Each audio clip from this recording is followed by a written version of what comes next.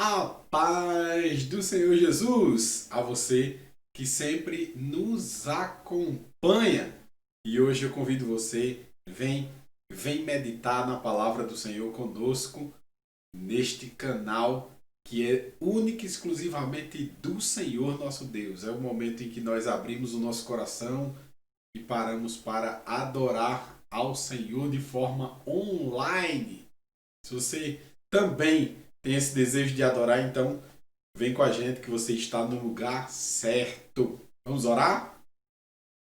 Senhor nosso Deus e Pai, no nome de Jesus, nós oramos a Ti. Adoramos e bendizemos o Teu nome e clamamos ao Senhor. Que nos esclareça as dúvidas, os nossos questionamentos, que a Tua palavra, Senhor, nos edifique cada dia mais. E que o Teu nome, Senhor, venha sendo glorificado em nossas vidas. Pai querido, que a tua bênção seja na vida de todo aquele que está lá do outro lado, vendo e ouvindo a tua palavra, Senhor. Que o Senhor se utilize, ó Deus, de forma poderosa em tuas mãos para ministrar esta palavra e que esta, Senhor, edifique todos aqueles que estão lá do outro lado. Senhor, em nome de Jesus, é o que eu te peço e já te agradeço. Amém. Glória a Deus. Vamos para a palavra. Palavra momento, né? Palavra e momento importante para as nossas vidas. E hoje eu quero trazer um texto bem interessante falando justamente do que nós estamos vivenciando. Eu sempre digo a vocês que a minha forma de trazer mensagem da palavra de Deus é sempre muito prática. Essa é uma preocupação porque é assim que a palavra de Deus faz parte da minha vida. É na prática, é no dia a dia, é nas resoluções dos problemas e dos questionamentos que sempre temos. Evangelho segundo escreveu Mateus, capítulo de número 7, versículo 13 e 14 apenas. Se você tem Bíblia, leia sua Bíblia, é muito importante você ler, mas se você não tem, eu vou estar colocando aí abaixo o texto para que você possa também acompanhar. É muito importante você conferir.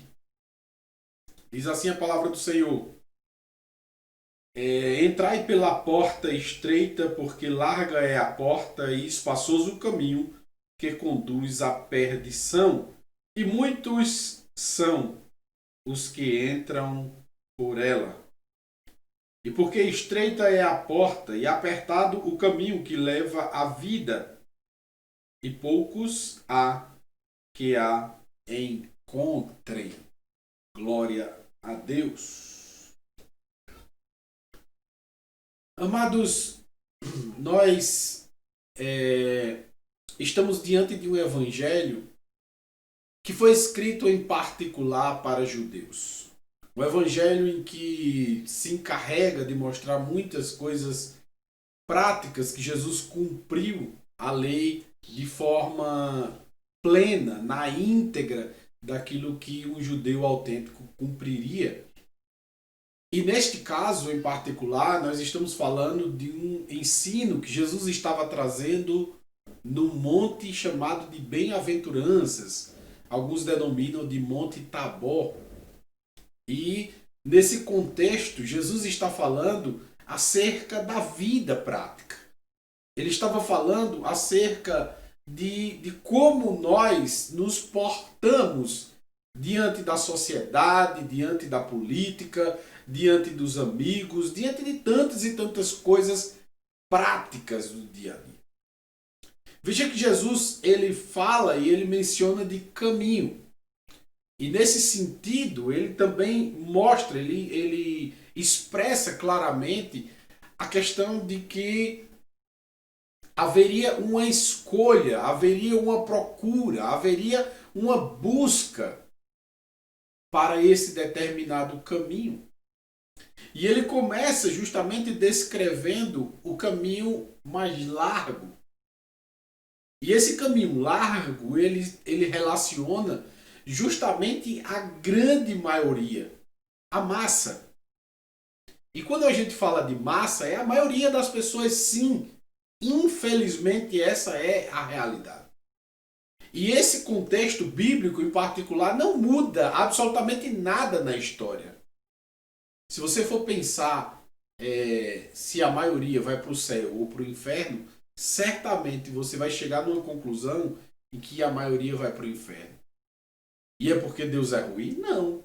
É porque Ele nos deu a liberdade de escolher o caminho pelo qual nós iremos trilhar.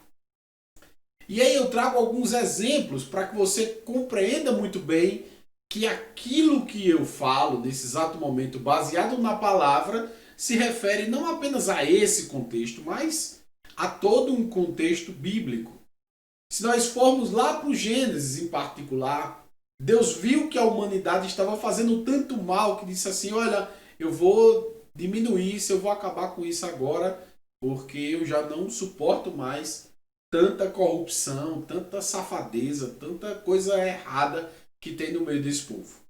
E aí ele chama um homem, esse homem por nome de Noé, e diz assim: ó, Noé, prepara um barco aí, que eu vou te dar as medidas, vou te dar o projeto direitinho, e quando terminar, tu entra dentro dele, porque aí eu vou fechar ele, e aí eu vou aniquilar toda a terra. E aí Noé cumpriu, né, aquilo que o Senhor havia lhe mandado fazer, e ali ele fez o barco. E o que é interessante é que nesse feito desse barco, historiadores, matemáticos, cientistas afirmam que seria impossível Noé construir uma embarcação deste tamanho, só ele e a família. Estudiosos dizem que por volta de 20 mil pessoas, no mínimo, trabalharam nessa embarcação. Imagine, 20 mil pessoas trabalharam nessa embarcação. E após terminar essa embarcação, Noé avisa, certamente eu acredito assim, que durante os 20 anos, diante dos 20 mil homens que estavam ali trabalhando, eu acredito que durante todo o período de construção, ele avisou. Em todo o período de construção, ele avisou: olha, quando terminar, a gente precisa entrar porque o mundo vai se acabar. Olha, a gente precisa entrar porque vai chover. E sabe o que é interessante?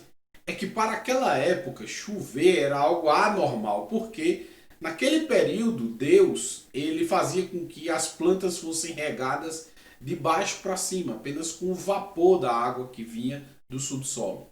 E nunca havia chovido até então.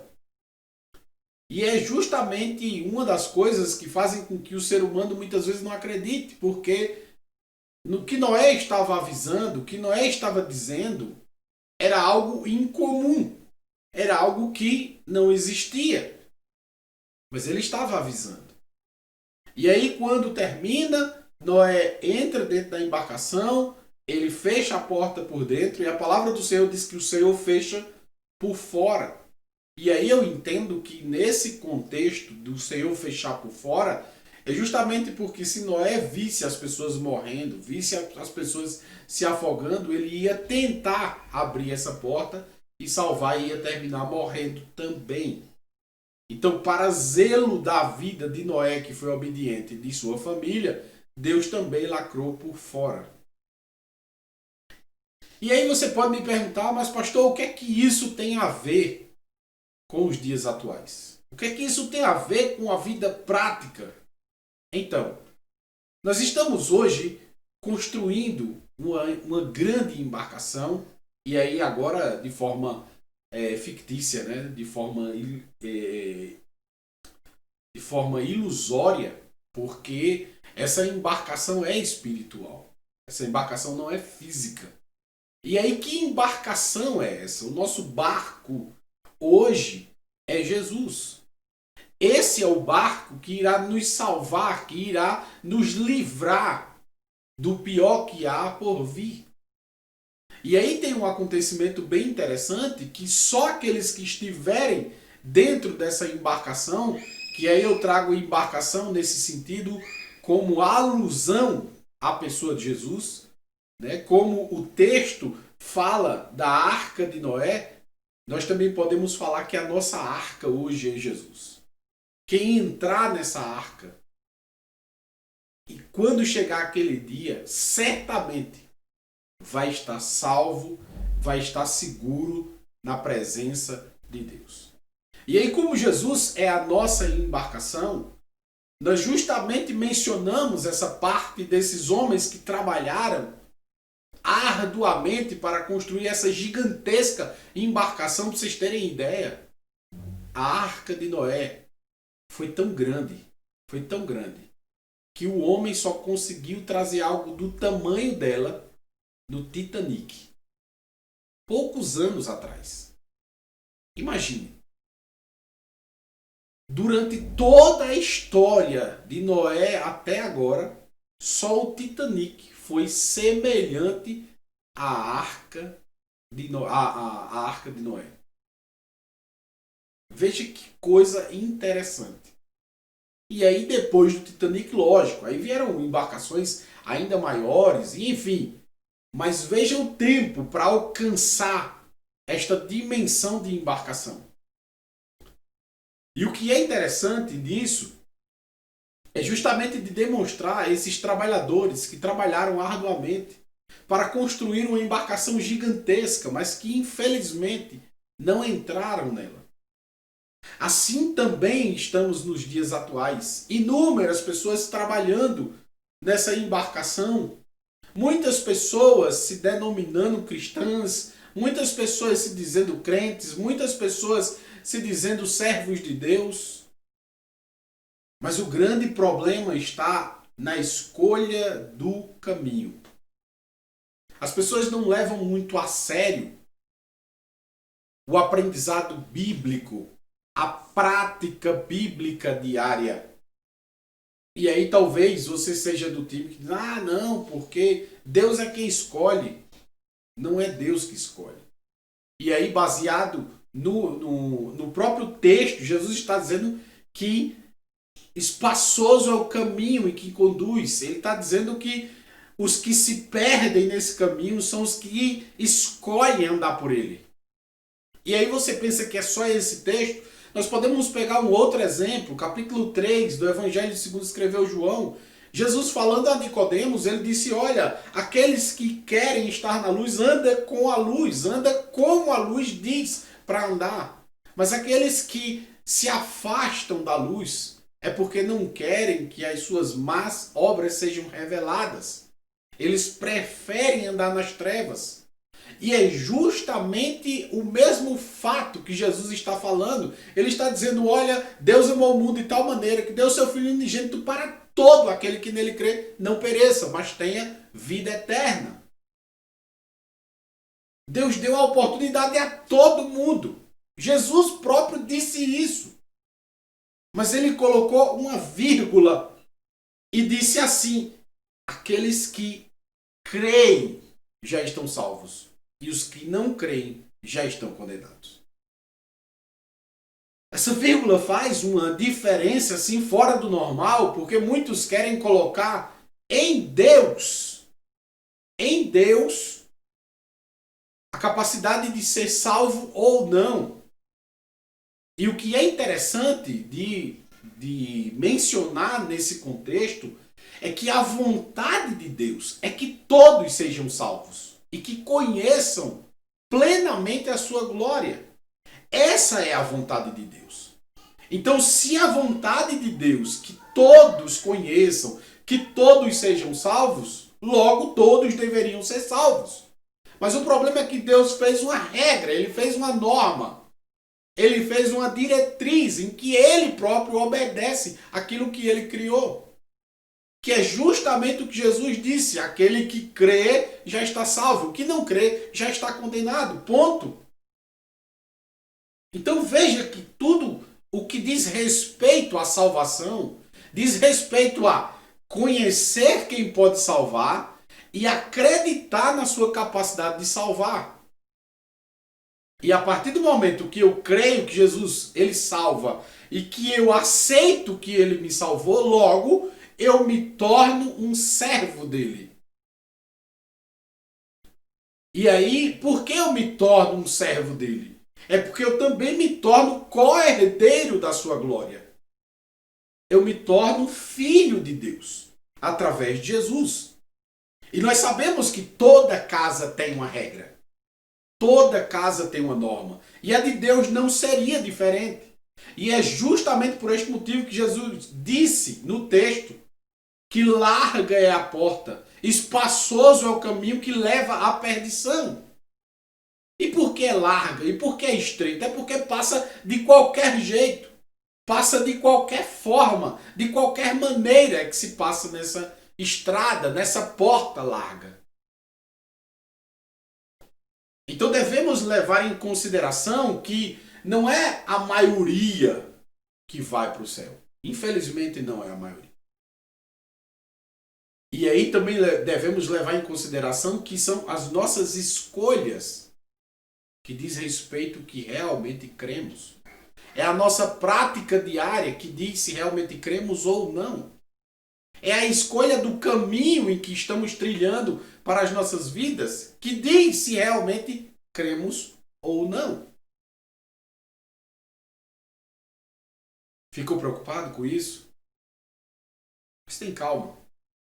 É simples de resolver. Deus não faria uma coisa tão complexa para se resolver. Hoje se vive um modismo fora do normal em que as pessoas adentram em todo tipo de doutrina, todo tipo de pensamento e tudo pode e tudo. E aí esquecem de analisar a Bíblia Sagrada. E esquecem de analisar aquilo que é verdade de Deus.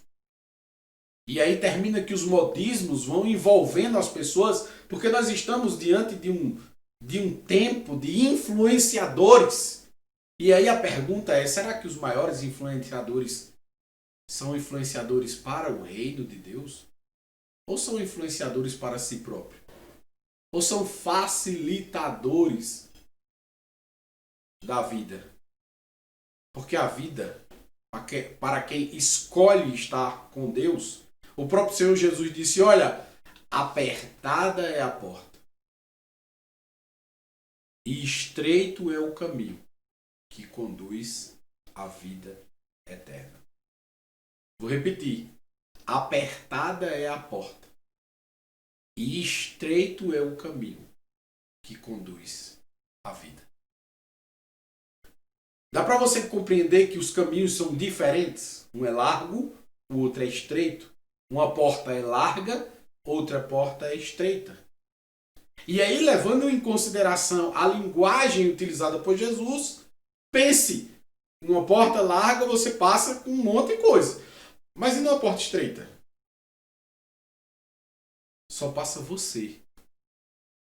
Não passa nenhum aparato. Só passa você. E Jesus mostra isso justamente para demonstrar mais uma vez que é a escolha do homem que faz a diferença. Porque a vontade de Deus é que todos sejam salvos. Logo, se fosse cumprida só a vontade de Deus, todo mundo já estaria salvo, de boa, tudo certo. Mas a salvação é uma parceria em que nós somos os devedores. E Deus é aquele que retém a dívida. Mas o próprio Deus deu uma solução. Olha, filho, você tem uma maneira de pagar isso que você não tem condição. Eu vou enviar para você uma carta de alforria. Eu vou enviar para você uma cédula que pode pagar essa sua dívida comigo. E aí ele envia Jesus para morrer na cruz do Calvário. E é justamente essa cédula que está no caminho estreito, porque ele não menciona apenas o caminho estreito, ele menciona também no Evangelho segundo escreveu João, no capítulo 3 que eu mencionei, são as nossas escolhas e nos alinhar a ele, é que fazem com que nós, na prática, mostramos que realmente cremos. Se eu creio só filosoficamente, isso não é prática. Quem crê, vive como quem crê. O apóstolo Tiago disse isso. A fé sem obras é morta. Ele não quis dizer que a gente precisa de obras para poder ser salvo. Naquele contexto, Tiago estava dizendo, olha, não adianta ter fé e não ter as práticas. É ilusão isso que você está fazendo. Você precisa praticar isso no seu dia a dia. Você precisa estar nesse caminho no seu dia a dia.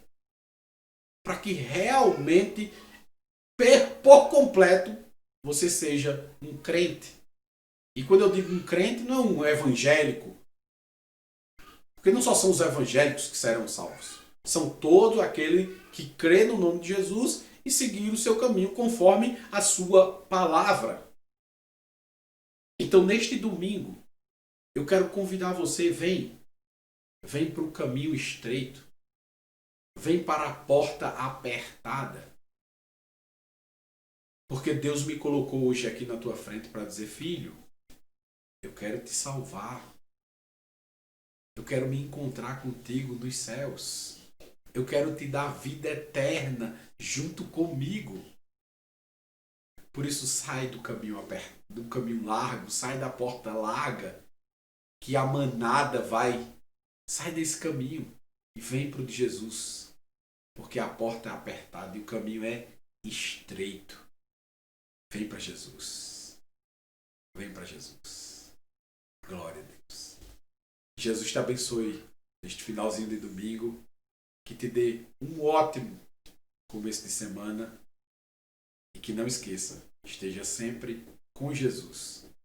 Na porta apertada e no caminho estreito. Porque o que ele tem lá no final para você é vida e vida com abundância. Que Deus abençoe e até sexta que vem. Tchau, tchau.